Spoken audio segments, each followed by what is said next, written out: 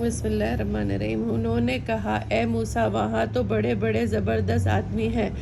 ہم تو ہرگز وہاں نہیں جائیں گے جب تک وہ وہاں سے نکل نہ جائے۔ وہاں سے نکل نہ جائے، اگر وہ وہاں سے کہیں اور چلے جائے تو ہم بے شک وہاں جانے کے لیے تیار ہیں۔ ان دونوں آدمیوں نے جو ڈرانے والے میں سے تھے جن پر اللہ نے فضل کیا تھا، کہا کہ تم ان کے دروازے تک چلو،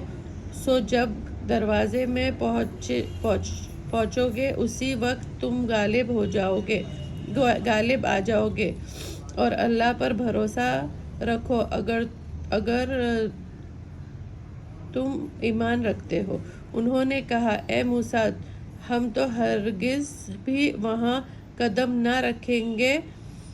جب تک وہ لوگ وہاں موجود ہیں، تو آپ اور آپ کے رب وہاں چلے جائیں، پھر دونوں ہی لڑ لیجئے، ہم تو یہیں بیٹھے رہیں گے۔ موسیٰ نے دعا کی اے میرے رب، میں اپنی جان اور اپنے بھائی پر اختیار رکھتا ہوں، سو آپ ہم دونوں اور اس نافرمان قوم کے درمیان فیصلہ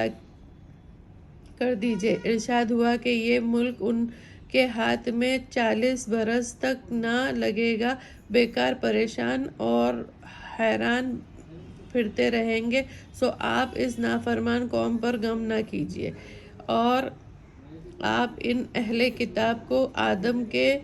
2 بیٹوں کا قصہ پڑھ کر سنا دیجئے۔ جب دونوں نے اپنی اپنی نظر مانی، ان میں سے ایک کی نظر قبول ہو گئی اور دوسرے کی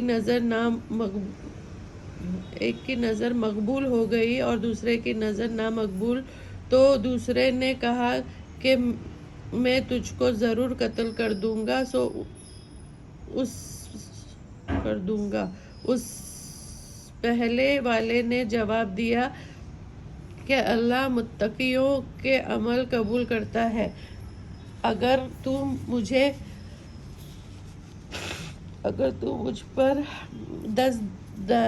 درازی کرے گا تاکہ تو مجھے قتل کر دے، تو میں پھر بھی تجھ پر دست درازی کرنے والا نہیں ہوں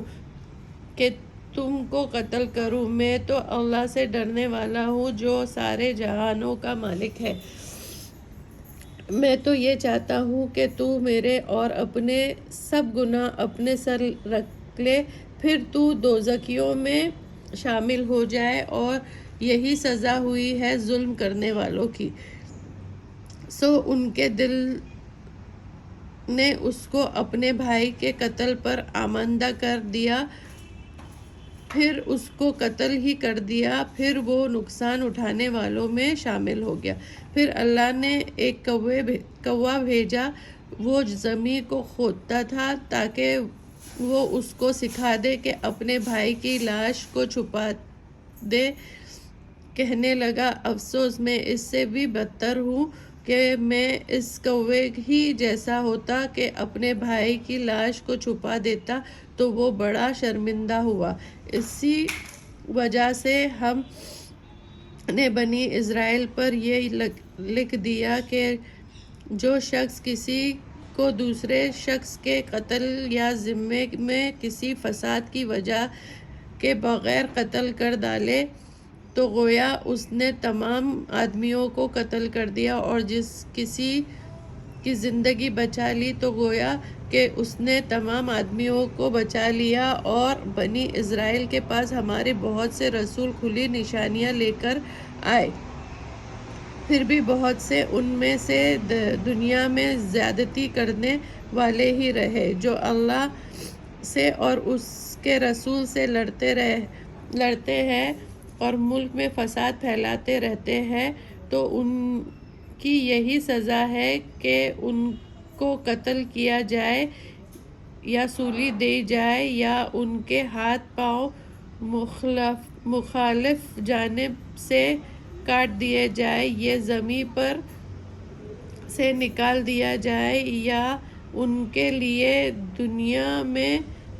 سخت رسوائی ہے اور ان کے لیے آخرت میں عذاب عظیم ہے،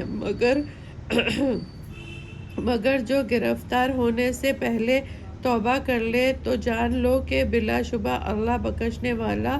ہے اور بڑا رحم کرنے والا ہے۔ مومنو، اللہ سے ڈرتے رہو اور اللہ کے قرب کا وسیلہ تلاش کرو اور اللہ ہی کے راستے میں جہاد کرو تاکہ تم کامیاب ہونے والے بن جاؤ۔